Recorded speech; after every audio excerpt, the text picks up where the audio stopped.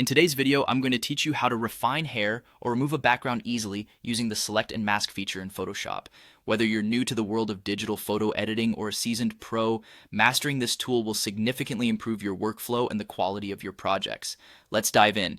First things first, you'll need to open up your image in Photoshop. You can do this by going to the File menu, selecting Open, and then choosing the image you'd like to work on. It's always a good idea to use high-resolution images whenever possible, as they provide more detail and flexibility for editing. Once your image is loaded, we'll move on to selecting the subject of your image. To get started on this, navigate to the top menu, click on Select, and then choose Subject from the drop-down options. Photoshop will automatically make a selection around what it thinks is the main subject in the image. This feature uses Adobe's Sensei technology, an AI-based system, to detect edges and distinguish the subject from the background. It's a great starting point, but don't worry if it's not perfect. The next few steps will help refine the edges even further, particularly around intricate areas like hair. Now, onto refining the hair, which is often the trickiest part.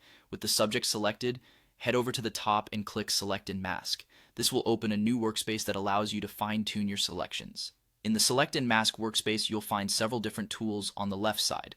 To refine details like hair, choose the Refine Edge Brush tool from the toolbar. It looks like a brush with a circle around it. Carefully brush around the areas of the hair where you need finer detail. The Refine Edge Brush is specifically designed to pick up fine strands of hair and soft edges, providing a more natural transition from subject to background. Once you're satisfied with the edge refinement, the next step is to apply a mask. Directly under the output settings on the right, switch the output to Option to New Layer with Layer Mask. This step ensures that your adjustments are non-destructive, meaning you can always return to the original image if needed. Adding a mask essentially hides the unnecessary parts of the image, but gives you the flexibility to make further refinements later.